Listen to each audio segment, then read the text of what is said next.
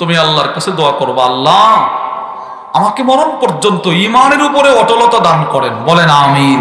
আল্লাহুম্মা ইন্নী আসআলুকা লিসানান সাদিকা। আল্লাহ, আমি আপনার কাছে ঈমানের উপরে অটলতা যেমন ভিক্ষা চাই, আরেকটা ভিক্ষা চাই, আপনি আমাকে একটা সত্য জবান ভিক্ষা দেন। সুবহানাল্লাহ বলেন। আসিদক রূহুল আমাল। সততা হলো বান্দার জীবনের সমস্ত আমালের রূহ, জান, প্রাণ। সুবহানাল্লাহ। 3 হুয়াল বাব আল্লাযী দাখালা মিনহুল ওয়াসিলুন ইলা হাদরাতি দিল জালাল। সততা হলো এমন এক প্রশস্ত দরজা, যেই দরওয়াজার মাধ্যমে বান্দা সোজা আল্লাহর জান্নাতে চলে যাবে। 3টা কথা বললাম।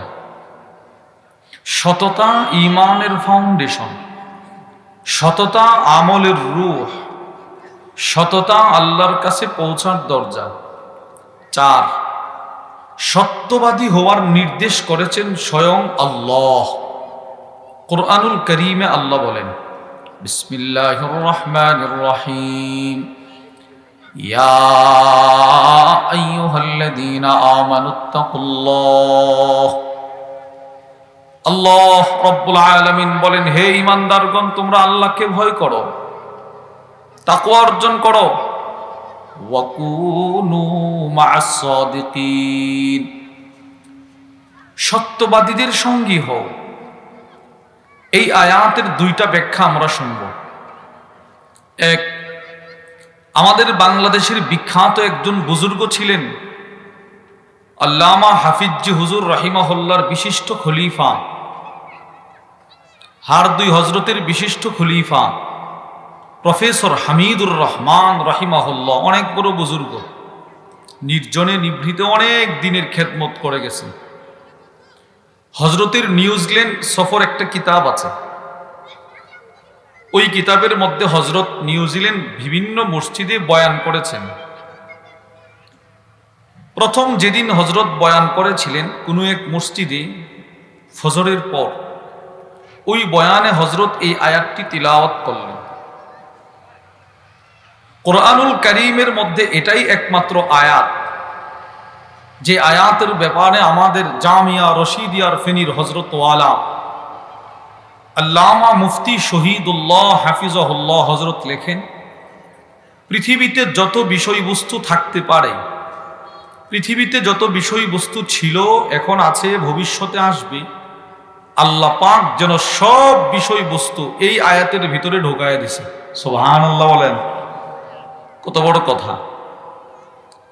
তো প্রফেসর হামিদুর রহমান রাহিমাহুল্লাহ হজরত এই আয়াতটি তিলাওয়াত করলেন। তিলাওয়াত করার পর হজরত বলেন, আল্লাহ এই আয়াতে তাকওয়া অর্জনের কথা বললেন।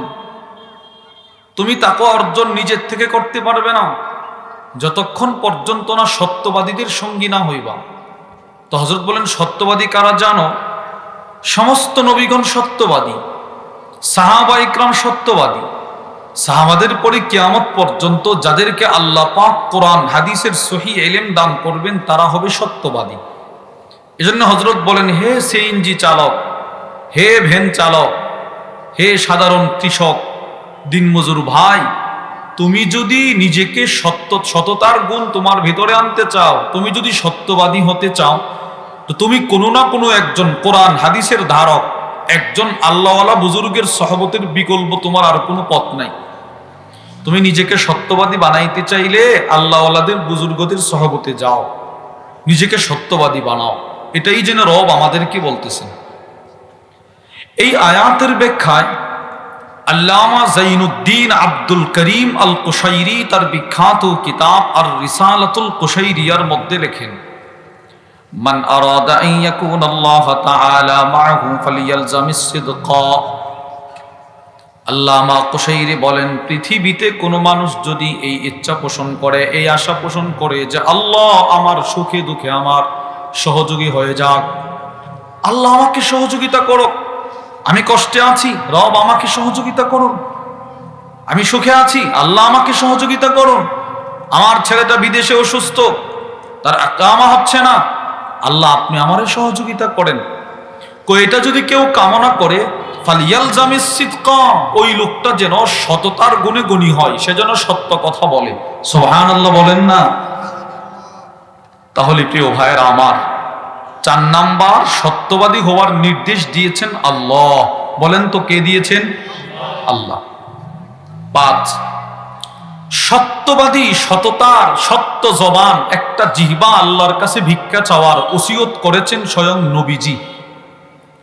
সহিহুল জামের বর্ণনা, ওয়ান শাদ্দাদ ইবনে আওস রাদিয়াল্লাহু তাআলা আনহু ক্বাল, হযরত শাদ্দাদ ইবনে আওস থেকে বর্ণিত, তিনি বলেন ক্বালানি রাসূলুল্লাহ সাল্লাল্লাহু আলাইহি ওয়াসাল্লাম, নবীজি সাল্লাল্লাহু আলাইহি ওয়াসাল্লাম একদিন আমাকে বললেন, ইয়া শাদ্দাদ ইবনে আওস, হে শাদ্দাদ ইবনে আওস, ইযা রাআইতান নাস ক্বাদ ইকতানাজুত যাহাবা ওয়াল ফিদ্দা, ও শাদ্দাদ, তুমি যখন দেখবা পৃথিবীর মানুষ স্বর্ণ রূপা জমা করার পিছনে দৌড়ায়, প্রতিযোগিতা শুরু করছে, কে কার চাইতে বেশি টাকা পয়সা জমা করতে পারে, আমি রাসূল তোমাকে ওসিয়ত করলাম, তুমি যখন এই চিত্র পৃথিবীর মধ্যে দেখবা, তখন তুমি আল্লাহর কাছে কতগুলো দোয়া করবা। দোয়া 1 নাম্বার, তুমি বলবা আল্লাহুম্মা ইন্নী আসআলুকা সুবাতা ফিল আমর ওয়াল আযীমাতা আলার রুশদ। তুমি বলবা, আল্লাহ, আমি আপনার কাছে ভিক্ষা চাই, আমি যেন মৃত্যু পর্যন্ত ঈমানের উপরে অটল থাকতে পারি। সুবহানাল্লাহ। আল্লাহ, আমি যেন মৃত্যু পর্যন্ত ঈমানের উপরে অটল থাকতে পারি, এটা আপনার কাছে ভিক্ষা চাই। প্রিয় ভাইয়েরা আমার, আমি বক্তা, আপনি শ্রোতা, আমি ইমাম, আপনি মুসল্লি, আমি মুয়াজ্জিন, আপনি মুসল্লি, আমি নামাজি, আমি যে মৃত্যু পর্যন্ত ঈমানের উপরে থাকতে পারবো এর কোনো নিশ্চয়তা নাই, এর কোনো গ্যারান্টি নাই। কি বলেন, আছে? একটা মানুষ যে কোনো সময় সে পথভ্রষ্ট হতে পারে, যে কোনো সময় সে দিন থেকে বিচ্যুত হতে পারে। ছোট্ট একটা দৃষ্টান্ত শোনেন, বুখারী শরীফের বর্ণনা, وعن أنس بن مالك رضي الله تعالى عنه قال, হযরত আনাস ইবনে মালিক থেকে বর্ণিত, তিনি বলেন, আন্না রাজুলান নাসরানিয়া আতান নবী সাল্লাল্লাহু আলাইহি ওয়াসাল্লাম, এক খ্রিস্টান নবীজির দরবারে আসলো, এসে বলতে লাগলো, ইয়া রাসূলুল্লাহ, আমি কালিমা পড়ে মুসলমান হতে চাই। খ্রিস্টান কালিমা পড়ছে, মুসলমান হয়ে গেল। সুবহানাল্লাহ বলেন। ও মুসলমান হয়ে গেছে। শুধুই মাত্র কালিমা পড়ে মুসলমান হয় নাই, থুম্মা ক্বারাআ সূরাতুল বাকারা ওয়া আলা ইমরান, কোরআনুল কারীমের বৃহৎ 2টা বড় বড় সূরা, সূরাতুল বাকারা, সূরা আলে ইমরান, দুটোটা সূরা সে তিলাওয়াত করতে করতে নবীজির দরবারে মুখস্থ করে ফেলল। 2টা সূরা নবীজির সহবতে থাকতে থাকতে কোরআন শিখছে, 2টা সূরা মুখস্থ করে ফেলছে, পড়তে পারে। দিন যতই যাচ্ছে নবীজি তাকে ততই পছন্দ মহব্বত করতে শুরু করলেন। হযরত আনাস বলে, আল্লাহর রাসূল তাকে এই পরিমাণ ভালোবাসতে শুরু করলেন, নবীজি কয়েকদিন পর তাকে ওহী লেখার মতো গুরুত্বপূর্ণ দায়িত্ব দিয়ে দিলেন। সুবহানাল্লাহ বলবেন না? ওহী লেখার দায়িত্ব দিয়ে দিছে। যাও, পৃথিবীর মধ্যে সবচাইতে দামি দায়িত্ব হলো ওহী লেখার দায়িত্ব। এর চাইতে দামি দায়িত্ব পৃথিবীতে আর কোনোটাই হতে পারে? বলেন, হতে পারে না। এজন্য এখন তো ওহী লেখার দায়িত্ব নাই, রসুল আসে নাই, ওহী বন্ধ, নবী শেষ, রসুলদের ধারাবাহিকতা প্রেরণের সিলসিলা বন্ধ, ওহীও বন্ধ। কিন্তু এখন পৃথিবীর সবচাইতে দামি দায়িত্ব হলো মাদ্রাসায় যারা কোরআন পড়ায়, যারা কোরআন পড়ে, এটা হলো পৃথিবীর কায়নাতের সর্বশ্রেষ্ঠ দায়িত্ব। সুবহানাল্লাহ। আপনি বলবেন, হুজুর কেন? এই প্রশ্নের জবাবে আল্লামা ইমাম ইবনুল কাইয়্যিম রাহিমাহুল্লাহ তার বিখ্যাত কিতাব রাউদাতুল মুহিব্বিন ওয়া নুজহাতুল মুশতাকিন, ওই কিতাবের মধ্যে লেখেন, মাদ্রাসায় যা পড়ানো হয়, মাদ্রাসায় ছেলেরা যা পড়তে আসে, এটা হলো বর্তমান বিশ্বের সবচাইতে দামি জিনিস ইলম। সুবহানাল্লাহ বলেন। ইলম সবচাইতে দামি যদি মানুষ বুঝতো, ইলম সবচাইতে সুন্দর যদি মানুষ দেখতো। দুইটা কথা বলছে। ইলম সবচাইতে দামি যদি মানুষ বুঝতো, আবার ইলম সবচাইতে সুন্দর যদি মানুষ দেখতো। ইলম কি পরিমাণ দামি? আল্লামা ইমাম ইবনুল কাইয়্যিম রাহিমাহুল্লাহ এর উত্তর দিয়েছেন ওনার আরেক কিতাব মিফতাহু দারিস সাআদা ওয়া মানশুরু ভিলায়াতিল ইলমি ওয়াল ইরাদা। ওই কিতাবের মধ্যে লেখেন ইন্নাল ইলম মিরাসুল আম্বিয়া। ইলম কেন দামি হবে না জানো? কেন?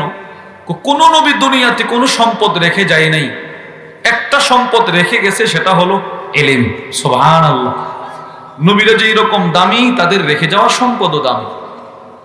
দুই, ইলম সবচাইতে সুন্দর যদি মানুষ দেখতো, তো তিনি তার কিতাব রাউদাতুল মুহিব্বিনের মধ্যে লেখেন লাউ সুব্বিরাল ইলমু সূরা। আমাদের এই যে ছোট ছোট বাচ্চারা এখানে বসা, নুরানি বিভাগের বাচ্চারা, নুরানি পড়ে যেই ছেলেটা, ওই ছেলেটার সিনাই যেই সামান্য অল্প ইলম জমা হইছে, জমা আলিফ বা তা থা জিম হা খা সুন্দর করে পড়তে পারে, 10টা সূরা ভালো করে পড়তে পারে, ওর 10টা সূরার ইলমকে যদি আপনি দেখতেন তো কত সুন্দর লাগতো জানেন? ইমাম ইবনুল কাইয়্যিম বলে আকাশে যতগুলো তারকা আছে সবগুলোকে যদি এক জায়গায় একত্রিত করা হতো, আকাশে যতগুলো সূর্য আছে সবগুলোকে যদি এক জায়গায় একত্রিত করা হতো, আকাশে যতগুলো চাঁদ আছে সবগুলোকে যদি এক জায়গায় একত্রিত করা হতো, তো চাঁদ, সূর্য, তারকা সব এক জায়গায় একত্রিত করলে দৃশ্যটা যতটা সুন্দর হতো, বলে এর চাইতে কোটি কোটি কোটি কোটি গুণ বেশি সুন্দর আমাদের মাদ্রাসার নুরানি বিভাগের যে ছোট্ট মাসুম বাচ্চা, তার সিনার ইলমটা এর চাইতে বেশি সুন্দর। এই জন্যে ইলম যারা শিখায় এটা গরু দায়িত্ব, সবচেয়ে দামি দায়িত্ব। তো নবীজি ওই লোকটাকে, ওই খ্রিস্টান যে কালিমা পড়ছে, মুসলমান হলো, কোরআন শিখলো, কোরআন মুখস্থ করলো, তাকে নবীজি ওহী লেখার দায়িত্ব দিলেন। বাস সে ওহী লিখতেছে। হযরত আনাস ইবনে মালিক বলে ফাআদা নাসরানিয়া, কয়েকদিন পর লোকটা আবার খ্রিস্টান হয়ে গেল। নাউজুবিল্লাহ বলেন না, নাউজুবিল্লাহ। এবার আলোচনা বুঝেন তো। ছিল খ্রিস্টান, পড়লো কালিমা, হইল মুসলমান, শিখলো কোরআন, লেখলো ওহী, আবার খ্রিস্টান। ফামাতাহুল্লাহ। হযরত আনাস ইবনে মালিক বলেন, বুখারীর বর্ণনা, সে খ্রিস্টান অবস্থায় মৃত্যুবরণ করছে। তাহলে সে কি মৃত্যু পর্যন্ত হেদায়েতের উপরে ছিল? ভাই বলেন না, ছিল। এজন্য নবীজি সাহাবীকে দোয়া শিখিয়েছে, তুমি আল্লাহর কাছে দোয়া করবা, আল্লাহ আমাকে মরণ পর্যন্ত ঈমানের উপরে অটলতা দান করেন। বলেন আমিন। এরপরে নবীজি বলে, একটা দোয়া তো তোমারে বলে দিলাম, তুমি আরো দোয়া করবা। কি সেটি? আল্লাহুম্মা ইন্নী আসআলুকা লিসানান সাদিকা। আল্লাহ, আমি আপনার কাছে ঈমানের উপরে অটলতা যেমন ভিক্ষা চাই, আরেকটা ভিক্ষা চাই, আপনি আমাকে একটা সত্য জবান ভিক্ষা দেন। সুবহানাল্লাহ বলেন। দেখছেন, নবীজি সাহাবীকে ওসিয়ত করতেছে, তুমি দোয়া করবা, আল্লাহ আমাকে একটা সত্য জবান ভিক্ষা দেন। তাহলে 5 নাম্বার, নবীজির ওসিয়ত, সত্য জবান আল্লাহর কাছে ভিক্ষা চাওয়া, বিষয়টা অনেক গুরুত্বপূর্ণ। 1, ঈমানের ফাউন্ডেশন সততা। 2, আল্লাহর কাছে পৌঁছার দরজা সততা। 3, সমস্ত আমালের জান সততা। 4, আল্লাহর নির্দেশ সত্যবাদী হওয়া। 5, রাসূলের ওসিয়ত সত্য জবান ভিক্ষা চাওয়া। 6, যত নবী যত রসুল আল্লাহ প্রেরণ করেছেন সমস্ত নবী রসুলগণ ছিলেন সত্যবাদী। সুবহানাল্লাহ বলেন। আল্লাহ পাক কুরআনুল কারীমে বহু নবীকে সততার সিফত দিয়ে দিয়ে ডেকেছেন।